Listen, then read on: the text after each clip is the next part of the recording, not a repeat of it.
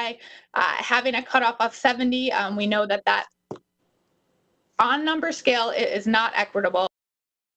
Yesterday, Dr. Sarah Moyer said since phase 1 vaccinations have begun, the city of Louisville has reached 70% of its white healthcare workers and only 30% of its black healthcare workers. Today, black leaders in Louisville were vaccinated, and Dr. Moyer is hoping the black community will follow. Elle Smith tells us why. It is an unspoken fact. There is a distrust of medicine and the COVID-19 vaccination within the black community. And today, Louisville Black leaders received their COVID vaccinations in hopes that they could be examples for those in their community. I survived. I did it. That is the voice of Dr. Walter Malone Jr., pastor of Canaan Christian Church in Louisville, excited and joyful after he and many other black leaders in the community received their vaccinations. We have ministers here, we have grandmas here, we have the black community is represented, and I wanted people to make sure that they understood that all of us are saying we trust this. As of right now, Louisville has reached 70% of their qualified white healthcare workers and only 30% of their qualified black healthcare workers.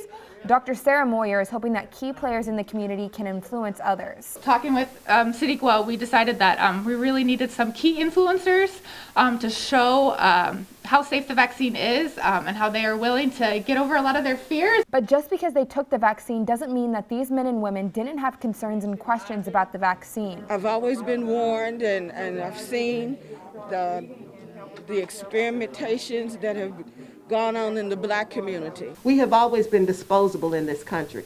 So I still feel that. I was raised with people who felt that. It is a fear that has been passed down through generations. With the Tuskegee syphilis study less than 100 years ago and still breeding mistrust, the black community is hesitant. But these leaders are trusting the science. All right. For some, they did it for their family. I decided just if I could take it, I could be a testimony for some other people that I love.